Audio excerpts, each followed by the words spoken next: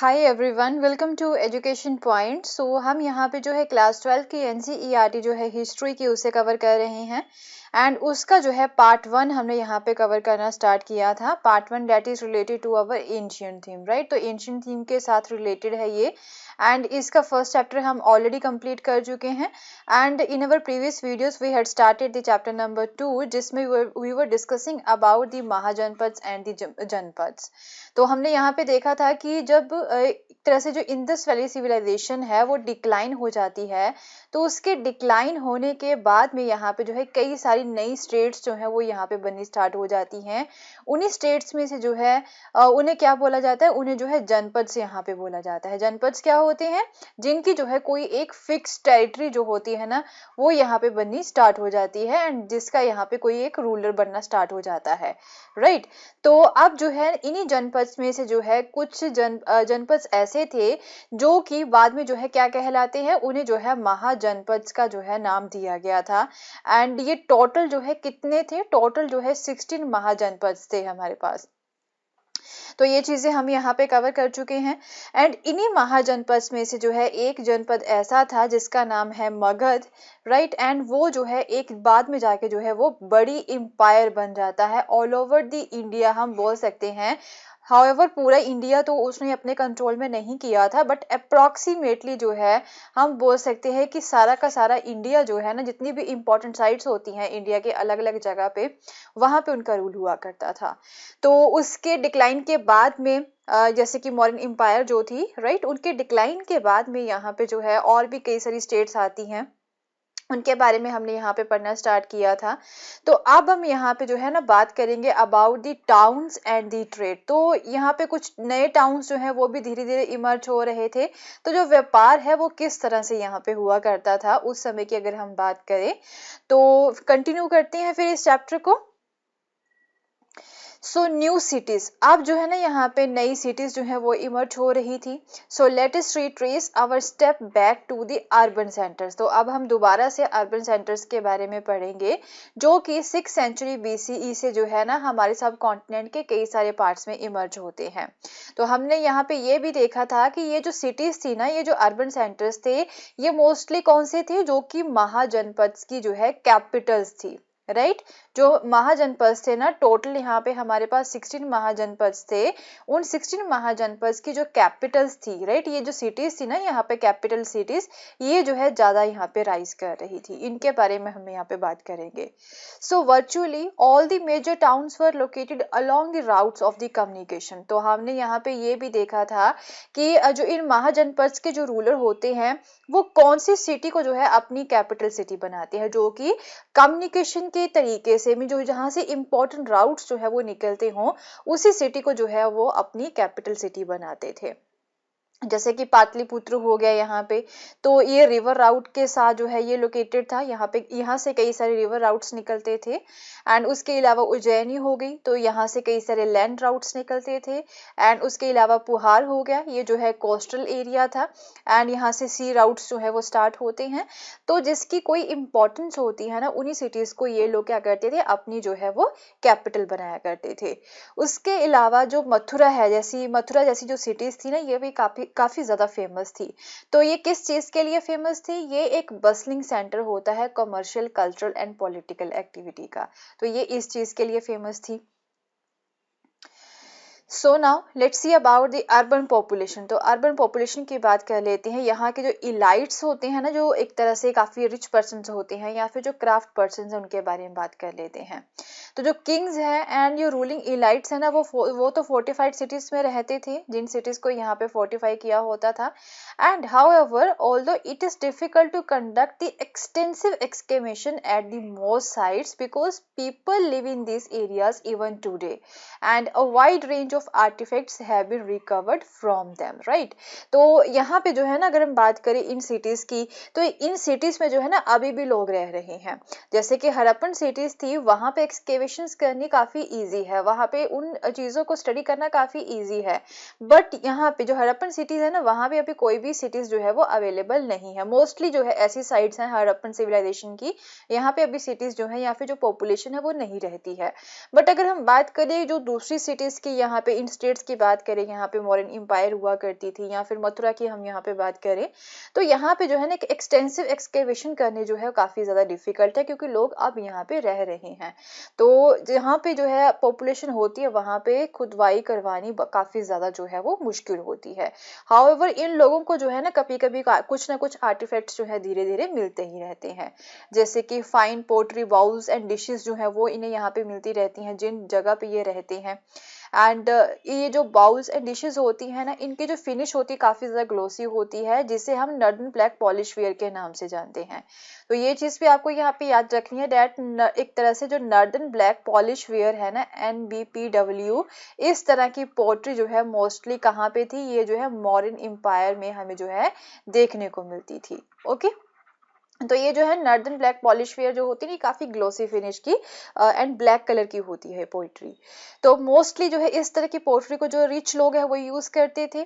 And उसके अलावा ornaments, tools, weapons, vessels and figurines हो गए, जो कि अलग अलग तरह के मटेरियल से बनाए गए हैं। इन सारी चीजों को gold, silver, copper, bronze, ivory, glass, shell and terracotta से जो है बनाई जाती है। तो इस तरह की चीजें जो है ना अभी भी उन लोगों को मिलती जा रही हैं धीरे धीरे।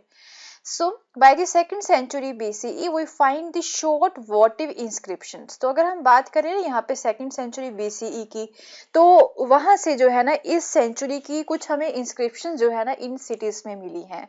शॉर्ट वोटिव इंस्क्रिप्शंस, वोटिव इंस्क्रिप्शंस कौन सी होती हैं, जो कि रिलीजियस इंस्टीट्यूशंस को जो गिफ्ट दिए जाते हैं ना उसका जो रिकॉर्ड होता है, राइट। जैसे कि हमने बात की थी कि लैंड रिकॉर्ड्स जो होते हैं उसकी भी हमें इंस्क्रिप्शंस मिलती हैं। सिमिलरली जो गिफ्ट यहाँ पे दिए जाते थे ना उसे भी जो है रिकॉर्ड किया जाता था। उन वो जो इंस्क्रिप्शंस है ना वो हमें काफी सारी इंफॉर्मेशन प्रोवाइड करवाती हैं।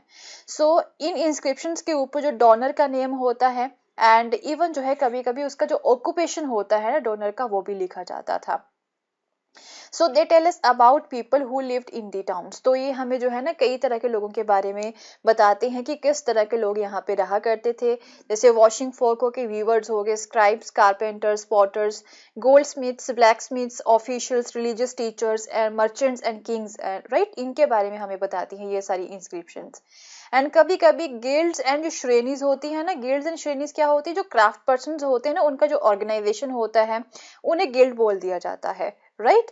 तो गिल्ड एंड श्रेणीज क्या होती हैं, the organisation of the craft producers and the merchants are mentioned as well. तो इनके बारे में भी जो है इन इंस्क्रिप्शंस में लिखा गया है, क्योंकि ये जो गिल्ड्स थे ये भी जो है रिलीजियस इंस्टीट्यूशंस को गिफ्ट जो है वो दिया करते थे। तो ये जो गिल्ड्स थे ये रॉ मटेरियल्स को प्रोक्योर किया करते थे, फिर जो है प्रोडक्शन भी किया करते थे चीज़ों की, एंड इवन जो है फिनिश प्रोडक्ट को जो है वो मार्केट भी किया करते थे। ये इन गिल्ड्स का, ये जो क्राफ्ट प्रोड्यूसर्स होते हैं इनका यही काम होता है। So it is likely that craft persons जो होते हैं वो डिफरेंट तरह के आयरन टूल्स का भी वो यूज किया करते थे to meet the growing demand of urban elites. क्योंकि जब शहर बन जाता है वहाँ पे रिच पर्सन होते हैं तो उनको जो है ना काफ़ी सारी हम बोल सकते हैं कि ऐसे जो चीज़ें जो होती हैं ना वो यहाँ पे चाहिए होती हैं जो कि रिच पीपल यहाँ पे यूज़ करते हैं, लग्जरी वाली चीज़ें यहाँ पे चाहिए होती हैं। तो उनकी डिमांड यहाँ पे बढ़ती जाती है। तो उन डिमांड्स को फुलफिल करने के लिए ये जो क्राफ्ट पर्सन हैं ये आयरन टूल्स का यूज़ किया करते थे बनाने के लिए उन चीज़ों को। तो अब जो है व्यापार की बात कर लेते हैं। इन द सब कॉन्टिनेंट, हमारी कंट्री के बीच में तो यहाँ पे व्यापार होता ही था, एंड इवन कंट्री के बाहर भी जो है दूसरी कंट्रीज के साथ भी जो है व्यापार होता था। So from the 6th century BCE land and river routes जो है वो क्रिस क्रॉस करते थे, criss cross the sub continent and extended in the various directions, right. Various directions अलग अलग जगह पे जो है ये एक्सटेंड हुआ था। ऐसा नहीं है कि ओनली हमारे सब कॉन्टिनेंट में ही व्यापार होता था, दूसरी कंट्रीज के साथ भी होता, जैसे कि central Asia, and central Asia से आगे जाके भी व्यापार हुआ करता था। And from the ports that dotted the coast line, तो जो कोस्ट लाइन में जो पोर्ट्स है ना हमारे, तो हमारी जो इंडिया की कोस्ट लाइन है वहां पे जो पोर्ट्स है वहां से जो है कई सारी कंट्रीज की तरफ जो है व्यापार हुआ करता था, जैसे कि Arabian sea to east and north Africa, west Asia and through the bay of Bengal to the south east Asia and China. तो इन कंट्रीज के साथ व्यापार हुआ करता था। तो ऑब्वियसली अब जो रूलर्स होते हैं ना वो इन राउट्स को जो है कंट्रोल करने की कोशिश करते थे, क्योंकि यहाँ पे व्यापार हुआ करता था तो यहाँ से जो है ना वो पैसा कमा सकते थे। तो दोज हु ट्रेवर्स दीज राउट्स, तो कौन कौन से लोग जो है इन राउट्स में आया जाया करते थे, एक तो पैडलर्स होते हैं जो कि एक तरह से पैदल ही ट्रेवल करते हैं एक जगह से दूसरी जगह पे। देन दूसरे यहाँ पे जो मर्चेंट्स है वो अपने कारवांस जो होते हैं ना बुलॉक कार्ट्स के, उसके ऊपर वो ट्रेवल करते हैं एंड पैक एनिमल्स के साथ वो ट्रेवल करते हैं। तो इन राउट्स के ऊपर जो है कौन निकला करते थे, ये लोग निकला करते थे। एंड सी फेयरर्स भी होते थे यहाँ पे, who ventures were risky but highly profitable. And successful merchants जो होते हैं ना यहाँ पे, फिर इस तरह के व्यापार से कई सारे लोग जो है वो रिच भी हो जाते हैं। जो व्यापारी हैं वो काफी ज्यादा सक्सेसफुल भी होते हैं। तो उन व्यापारियों को, जो सक्सेसफुल मर्चेंट्स होते हैं ना, उन्हें तमिल में जो है क्या बोला जाता है, मसातुवन बोला जाता है। एंड उसके अलावा प्राकृत में इन्हें सेठीज एंड सतवाहनास भी बोला जाता है। And they could become enormously rich, तो काफी ज्यादा रिच हो जाते हैं। एंड एक तरह से यहाँ से जो है ना इन राउट्स में काफी ज्यादा रेंज ऑफ गुड्स का व्यापार हुआ करता था from the one place to the another, जैसे कि सॉल्ट, ग्रेन, क्लॉथ्स हो गए, metal ores, finished product, stone, timber, medical plants and to name a few. तो ये कुछ ही चीजें हैं, इसके अलावा बहुत सारी चीजों का व्यापार हुआ करता था। स्पेशली स्पाइसेस है ना, जैसे कि पेपर हो गया, काली मिर्च होगी, राइट, इसका बहुत ज्यादा जो है डिमांड थी रोमन एम्पायर में। एंड इवन टेक्सटाइल एंड जो मेडिसिनल प्लांट्स होते हैं ना, उसकी भी बहुत ज्यादा डिमांड थी। Okay, so coins and Kings की बात कर लेते हैं यहाँ पे। तो कॉइन्स भी जो है वो भी एक हमारे लिए इम्पोर्टेंट सोर्स है जो कि डिफरेंट रूलर्स के बारे में हमें बताते हैं। सो टू सम एक्सटेंट एक्सचेंजेस जो यहाँ पे हुआ करते थे, जो व्यापार यहाँ पे होता था, तो उसमें जो एक्सचेंजेस थे ना, वो एक तरह से किस में हुआ करते थे, कॉइनेज जो है उसकी वजह से, इस ट्रेड की वजह से जो कॉइन है ना, राइट, उसका यूज होना काफी ज्यादा स्टार्ट हो जाता है। तो रूलर्स ने अब जो है अपने नेम पे भी जो कॉइन्स है वो बनाए थे, जैसे कि पंच मार्क्ड कॉइन्स हो गए जो कि सिल्वर एंड कॉपर से बने हुए थे।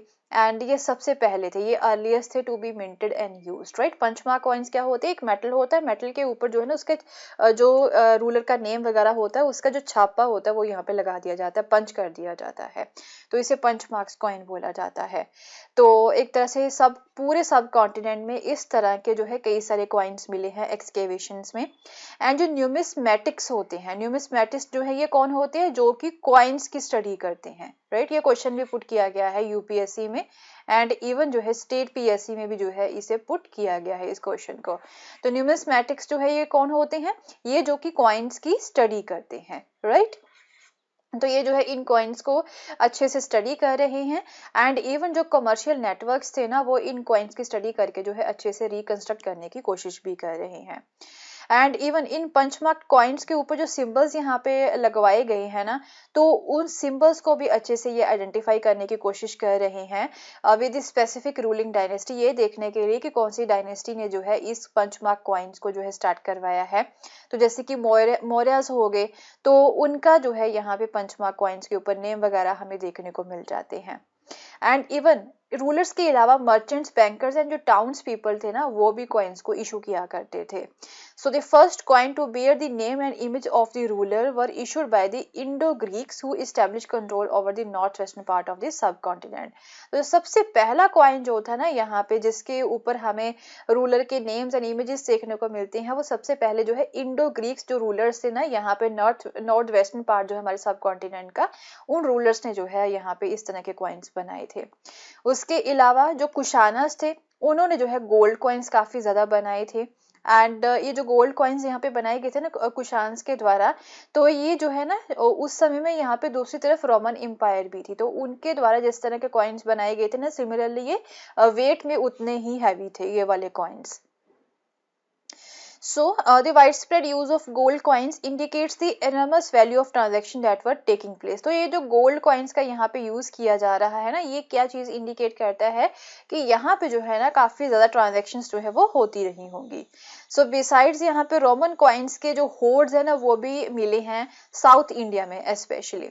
So it is obvious that networks of trade were not confined within the political boundaries. तो ये यहाँ से हमें ये पता चलता है कि ये जो व्यापार यहाँ पे हुआ करता था वो ओनली एक तरह से किसी पॉलिटिकल बाउंड्री में ही कन्फाइन होके नहीं रहता है, वो दूसरी कंट्रीज के साथ भी यहाँ पे हुआ करता था, राइट। सो इवन जो कॉइन्स है कुछ ट्राइबल रिपब्लिक्स यहाँ पे जो होती हैं उनके द्वारा भी इशू किए जाते थे, जैसे कि योद्याज हो गए of the Punjab and Haryana, ये 1st सेंचुरी सीई से बिलोंग करते हैं। तो आर्कियोलॉजिस्ट ने यहाँ पे कई सारे कॉपर कॉइन्स को अनअर्थ किया है जो कि योद्याज ने इशू किए हैं। And some of the most spectacular है गोल्ड कॉइन्स, राइट। ये जो है गुप्ता रूलर्स जो थे ना, उन्होंने भी गोल्ड कॉइन्स यहाँ पे इशू किए थे। तो ये सबसे ज्यादा अच्छे जो है वो देखने वाली चीज है। तो काफी ज्यादा प्योरिटी की वजह से जो है ये रिमार्केबल है, इतने प्योर थे ये वाले कॉइन्स। तो इन कॉइन्स की वजह से जो है लॉन्ग डिस्टेंस ट्रांजेक्शन जो है वो यहाँ पे हुआ करती थी। एंड बट क्या होता है, suddenly from the 6th century CE जो गोल्ड कॉइन्स है ना वो टेपर ऑफ होने स्टार्ट हो जाते हैं। मीन उसकी जो क्वालिटी है ना, जो प्योरिटी होती है वो कम होनी स्टार्ट हो जाती है, या फिर कई जगह पे तो हमें कॉइन्स मिलते ही नहीं है। तो does this indicate that there was एक some kind of economic crisis? क्या इसका ये मतलब है कि यहाँ पे कोई इकोनॉमिक क्राइसिस आ गया था सडनली 6th सेंचुरी सीई में? तो हिस्टोरियंस जो है ना उनके अलग अलग व्यूज है इस इशू के ऊपर। कुछ यहाँ पे बोलते हैं डेट कि वेस्टर्न रोमन एम्पायर जो है ना वो कोलैप्स हो जाती है, जिसकी वजह से जो लॉन्ग डिस्टेंस है जो ट्रेड हुआ करता था ना वो डिक्लाइन हो जाता है, क्योंकि लॉन्ग डिस्टेंस ट्रेड से जो है ये ज्यादा पैसा आई एम सॉरी कमाया करते थे। So and this affected the prosperity of the states. तो जब इनके ट्रेड में इन्हें अब जो है ज्यादा एक तरह से फायदा नहीं होता है तो स्टेट्स की जो प्रोस्पेरिटी है वो अफेक्ट होगी, तो ये प्योर क्वालिटी के जो गोल्ड कॉइन्स होते हैं उसे वो इशू नहीं कर सकते थे। तो दूसरे यहाँ पे ये आर्ग्यू करते हैं कि हो सकता है कि कोई नए टाउन्स एंड नेटवर्क्स जो होते हैं ट्रेड के किसी दूसरी जगह पे वो स्टार्ट हो गए होंगे, एंड ये वाली जो पहले पुराने टाउन्स एंड नेटवर्क्स थे ना ट्रेड के वो खत्म हो गए होंगे, राइट। तो अभी किसी को कुछ भी क्लियरली पता नहीं है। ये जो एनसीईआरटी में जो है आपकी गुप्ता कॉइन की जो पिक्चर्स है वो दी गई हैं जो हमें यहाँ पे मिले हैं। So these are the gold coins, okay, जो कि गुप्ता रूलर्स के द्वारा जो है इशू किए गए थे। तो न्यूमिस्मेटिक्स का भी यहाँ पे जो है डेफिनेशन दे रखी है, it is the study of the coins and including the visual elements, जो कि जो भी एक तरह से विजुअल एलिमेंट्स इन कॉइन्स के ऊपर आपको देखने को मिलते हैं, स्क्रिप्ट्स हो गई या फिर इमेजेस हो गए। एंड मेटलर्जिकल एनालिसिस भी होता है। मेटलर्जिकल एनालिसिस की जो है कि कितना मेटल यहाँ पे किस टाइप का जो मेटल है वो इस कॉइन में जो है वो यूज किया गया है, and the context in which they have been found, तो कहाँ पे जो है ये मिले हैं, राइट। हर एक चीज को स्टडी करना ये जो है न्यूमिस्मेटिक्स का काम होता है।